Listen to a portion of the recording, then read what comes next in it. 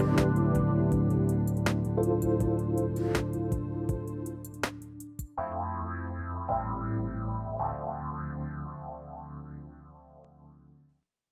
welcome. Cornelia, welcome back to the show. I'm really happy to have you here today. Thanks.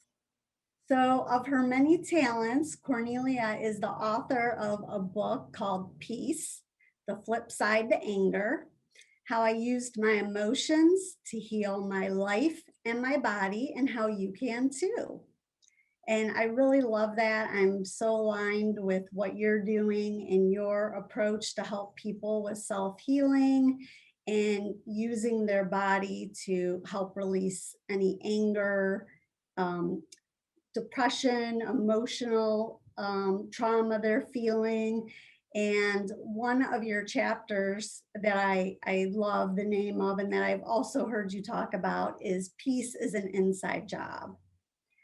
And the reason I'm really aligned to that is because I work with my clients on really listening to their body signals and tuning into their emotions as part of their weight loss journey and healing and shifting their mindset. Yes, I love what you're doing with your health coaching and also all your beautiful energy that you put out on a consistent basis on social media and now with this podcast is getting people in touch with their bodies and listening to what the messages are. So I that's one of the reasons why we're aligned. One, but there's many others, but it's an honor and a pleasure to be here with you today. Thank you. So I think, talking about your book and sharing that with the audience is a good lead into what we're going to talk about today, which is we're going to talk about self-sabotage, which is a limiting mindset that we want to shift on our weight loss journey. And I can tell you that when I started coaching, I worked with a woman in my 12-week program. And when we started, she actually told me, I know I'm going to start self-sabotaging. And she knew when it was about when it would happen in the journey. And sure enough, we hit like maybe the fourth or fifth week, and she did go through a period of multiple weeks of self-sabotage where she started undoing the progress she had made, put back on some of the weight she had lost, but we worked through it. We dug deeper into what was causing her to self sabotage, and she actually ended up losing 18 pounds during that 12 weeks, even as we worked through the self sabotage. So it can be worked through if people understand what's causing it. Yeah, and I think that's why this is such an important topic because when you look at the whole self-sabotage piece, like what is it? What is self-sabotage? Yeah, well, self sabotage pretty much that occurs when it creates problems in our daily lives and it interferes with our ability to achieve our goals. And it frequently comes up in weight loss. And it comes up oftentimes as procrastination. It can come up as emotional eating. It comes up as putting ourselves down if we feel we're not achieving this milestone or goal within our weight loss journey that we need to achieve. And it even, just negative self talk. Yeah, that's why, again, I think this is an important key topic because even self sabotage, you're bringing the awareness to weight loss and how we take care of our bodies. But self sabotage, leads into so many other areas too, our success and our relationships, self sabotaging anything that, is good for you. Right.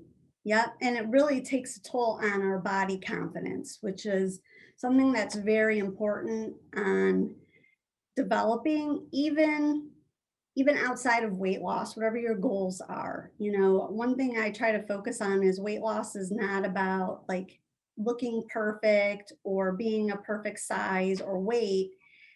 It's about just feeling healthy in your own skin and feeling confident in your own skin, because that's what makes people feel free and joyful and healthy in their bodies. And, I've been through my own weight loss journey, so I understand how the self sabotage can come up. Yeah, I love that part that you said about the person that you were talking to. She knew she was going to self sabotage, and she knew when the pattern came up, and she knew her pattern. And so, what are the factors in, what is the biggest influence on self sabotage? Sure. Well, if we talk about influencers, we're going to talk about a couple things today. We're going to talk about influencers, but we're also going to talk about the different scenarios of self sabotage that are most common. And the influences are really the behaviors of our family, friends, and coworkers, as well as our own internal rebellion. And that often can be like a heavy weight on our shoulders within driving us to commit self sabotage.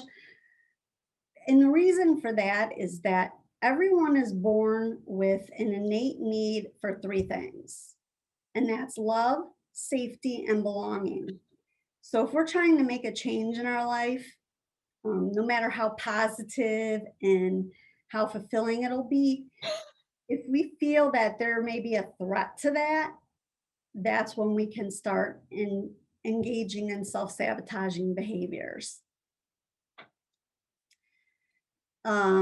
So the scenarios that I want to dig into with shining a light on this are three very common ones. The most common I've come across in my work with women is the something else is always more important scenario. And as a mom, I know that I often got caught up in this, and I find that a lot of moms do because they're worried about their children and what they're doing, their spouses or partners and what they're doing. And so this comes up when you basically deprioritize yourself and you're not setting healthy boundaries with the people in your life and even with yourself and what your values are. So that's definitely one of the scenarios. Another very common scenario is desiring acceptance. So this comes into play when we feel perhaps bonds or connections we have with our loved ones or friends are in jeopardy through our wanting to achieve our weight loss goal. And a good example of how this shows up in our lives is where, say, we go to a picnic or a family gathering or a holiday, and maybe we've decided that we're not eating certain types of foods anymore. Well, someone brings our favorite food and we don't want to hurt their feelings, so we eat it even if perhaps we didn't want to. Or someone makes a comment about we look like we're wasting away, or why are we dieting, and then we get like maybe that tinge of guilt. So again, this is where we don't do what we want to do and we're trying to make other people happy. That's a really important piece, when we follow those old patterns, those old behaviors, and we self-sabotage our own success in what it is that we really want. And I feel like, even right now, with COVID and everything that we're faced with, all the different challenges, so many different things that um, you know, I'm sure many people are using self sabotage right now, which is why it's so great that you're bringing this out in conversation Oh, as a yep. coping mechanism, even. Wouldn't you say? Oh yeah, definitely. And I think, to me, the desiring acceptance one really ties into those innate needs of love, safety, and belonging, because the people in our lives, they may feel our change may make them feel a threat to their need for love, safety, and belonging. And they may not intentionally, but unconsciously try to sabotage our efforts as well to maintain the bonds and connections. So it can really come from either side. I've heard women, particularly if they have sisters and maybe their sisters struggle with weight as well. And there can be a big impact on that bond if one sister is more successful in her weight loss journey, the other one may feel threatened. So there's a lot of different ways that shows up in our relationship dynamics for sure. Yeah. So how do you feel that, do you feel that communicating like with your family members or with the people that you're going to interact with, do you feel that like letting them know ahead of time what you're doing right now, like I'm doing a cleanse, or I'm really watching, communicating what your boundary is, so that, do you feel that that is a good strategy to use? Yeah, definitely. I mean, letting your family know what your goals are and engaging them in supporting you, and perhaps, giving them a heads up of, you know, these are the things I'm still eating, but these are the things I'd like to avoid. That's one way of doing it. There's a lot of ways for preparing for events and get-togethers that could be like a whole nother episode. But yeah, definitely communicating and getting our family or our friends support is crucial, and just being honest and letting them know how much it really means to you to achieve that goal. I know that you had prepared this amazing slide, that you had this slide that you're sharing with the audience today. The people that are listening, be sure to watch this on YouTube later so you can see it. This incredible slide that showed that, when sometimes when you're self-sabotaging, the thoughts are, oh, I've been good, I deserve it, I deserve it. Or, right now, a good self-sabotaging, when I say good, I mean justification. Sabotage could be, oh, we haven't been socially connected, we haven't felt socially connected, so I'm going to go, because people use food to connect. Definitely, definitely. And thank you for leading us into the third scenario, which is that I've been good, I deserve a little extra. And that's really based around a reward punishment system. And the danger or problem there is we often get caught up in good behaviors and bad behaviors. And that's where we get into self punishment and negative self talk.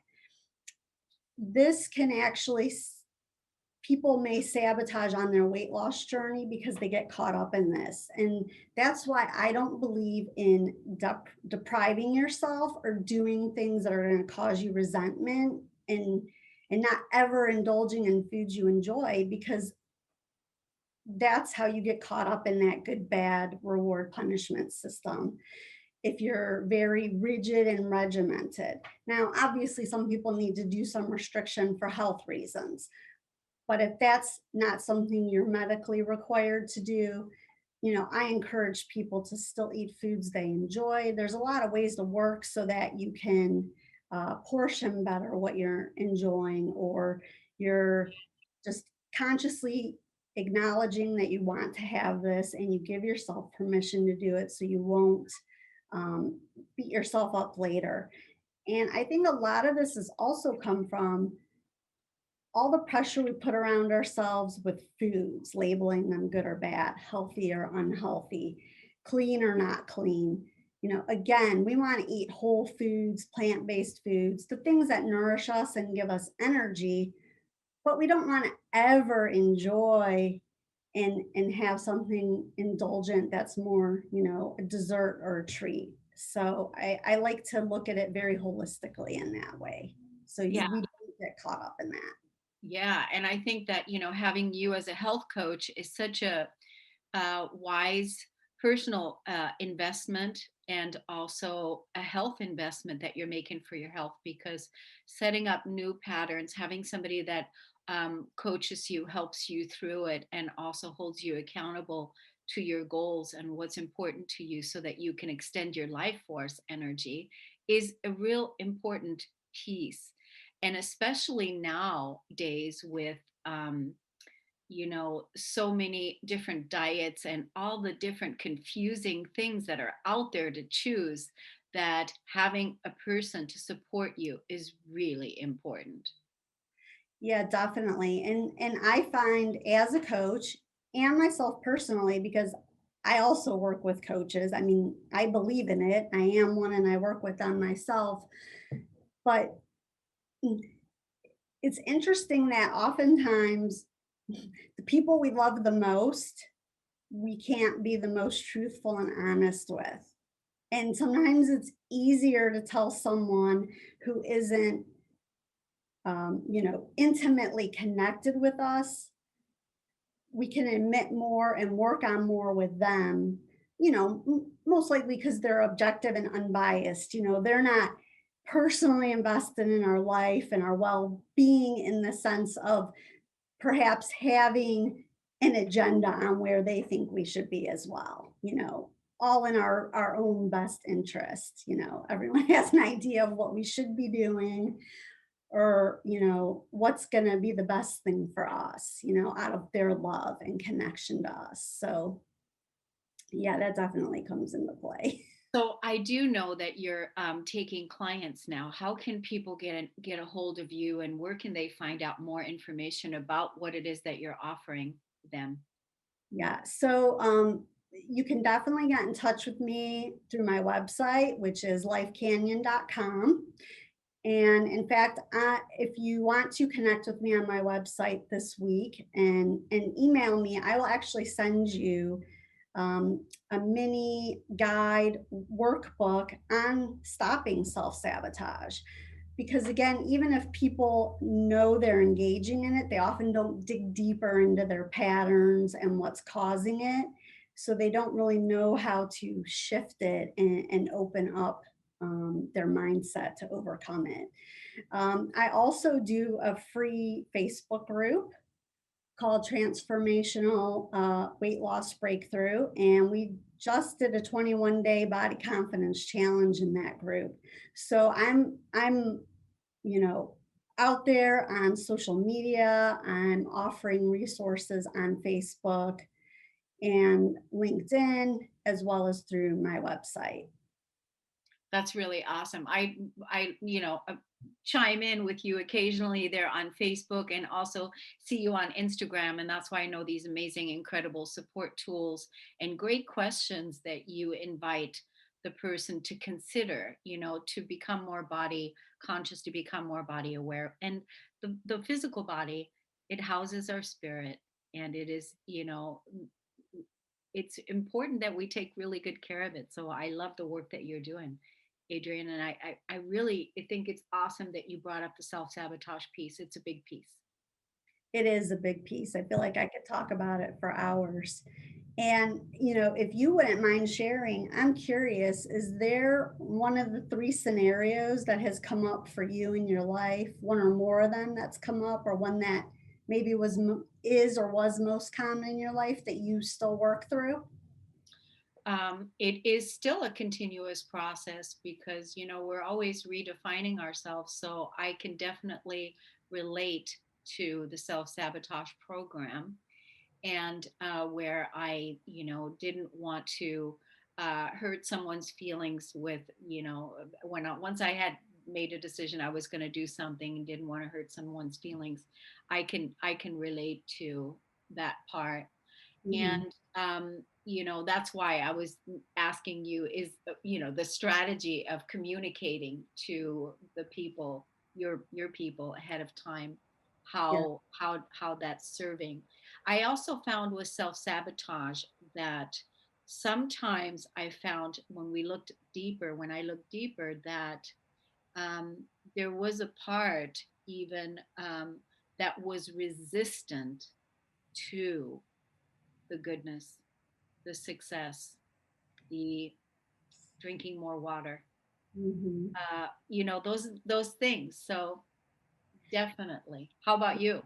Yeah, for me, I would say, they've all come into play at one time or another. I would say for me, most common was the something else is always more important, especially being a mom and all those things you're thinking about and trying to keep track of for your kids. And then when I first started trying to lose weight during the 4 years where I actually put 35 pounds on, I would go up and down during that time I was trying to lose weight. But I was a lot of times restricting and depriving myself. So I would get caught up in that whole, oh, I've been good, I deserve a little treat or a little cheat. And then all of a sudden, you just get carried away.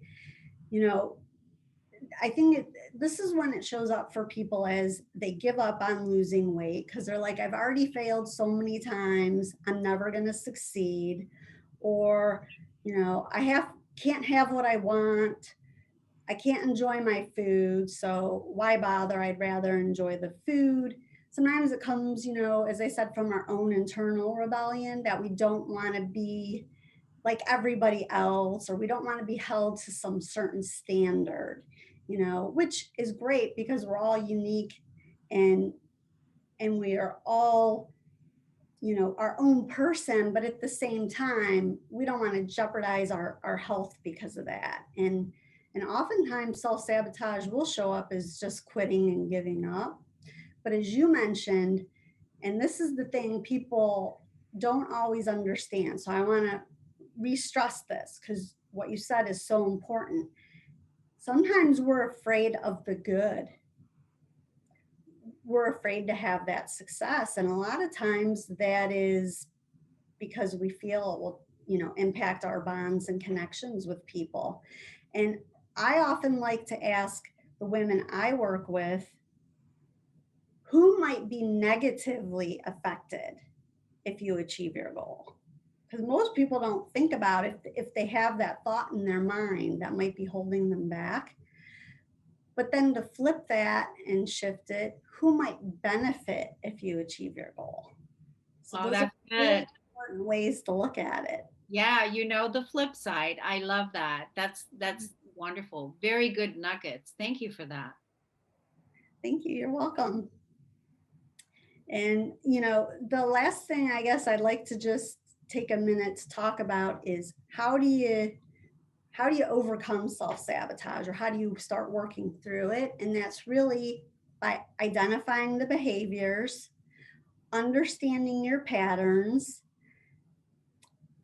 understanding that internal rebellion, and finding fun and healthy ways that aren't self-destructive to rebel and nourish yourself.